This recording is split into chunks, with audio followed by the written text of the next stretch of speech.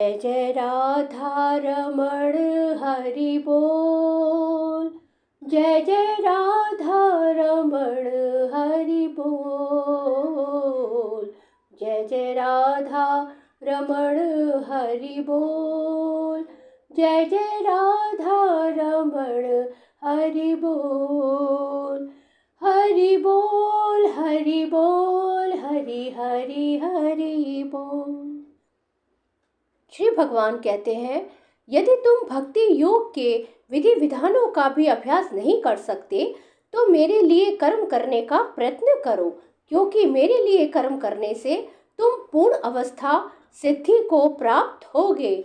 यदि कोई गुरु के निर्देशानुसार भक्ति योग के विधि विधानों का अभ्यास नहीं भी कर पाता तो भी परमेश्वर के लिए कर्म करके उसे पूर्ण अवस्था प्रदान कराई जा सकती है।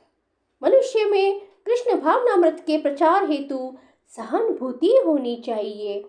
ऐसे अनेक भक्त हैं जो कृष्ण भावनामृत के प्रचार कार्य में लगे हैं, उन्हें सहायता की आवश्यकता है। अतः भले ही कोई भक्ति योग के विधि विधानों का प्रत्यक्ष रूप से अभ्यास न कर सके, उसे ऐसे कार्य में सहायता देने का प्रयत्न करना चाहिए।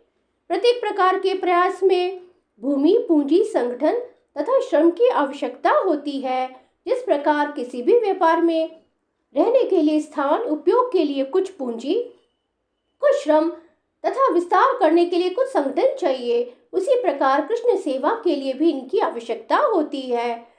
अंतर केवल इतना ही होता है कि भौतिकवाद में मनुष्य इंद्रिय तृप्ति के लिए सारा कार्य करता है, लेकिन यही कार्य कृष्ण की तुष्टि के लिए किया जा सकता है। यही दिव्य कार्य है। यदि किसी के पास पर्याप्त धन है तो वह कृष्ण भावनामृत के प्रचार के लिए कोई कार्यालय अथवा मंदिर निर्मित कराने में सहायता कर सकता है, अथवा वह प्रकाशन में सहायता पहुंचा जा सकता है। कर्म के विविध क्षेत्र हैं और मनुष्य को ऐसे कर्मों में रुचि लेनी चाहिए। यदि कोई अपने कर्मों के फल को नहीं त्याग सकता तो कम से कम उसका कुछ प्रतिशत कृष्ण भावनामृत के प्रचार में तो लगा ही सकता है। इस प्रकार कृष्ण भावनामृत की दिशा में स्वेच्छा से सेवा करने से व्यक्ति भगवत प्रेम की उच्चतर अवस्था को प्राप्त हो सकेगा, जहाँ उसे पूर्णता प्राप्त हो सकेगी। श्री भगवान कहते हैं, किंतु यदि तुम मेरे इस भावनामृत में कर्म करने में असमर्थ हो तो तुम अपने कर्म के समस्त फलों को त्याग कर कर्म करने का तथा आत्मस्थित होने का प्रयत्न करो। हो सकता है कि कोई व्यक्ति सामाजिक, पारिवारिक या धार्मिक कारणों से या किसी अन्य अवरोधों के कारण कृष्ण भावनामृत के कार्यकलापों के प्रति सहानुभूति तक दिखा पाने में अक्षम रहे। यदि वह अपने को प्रत्यक्ष रूप से इन कार्यकलापों के प्रति जोड़ ले तो हो सकता है कि पारिवारिक सदस्य विरोध करें या अन्य कठिनाई उठ खड़ी हो।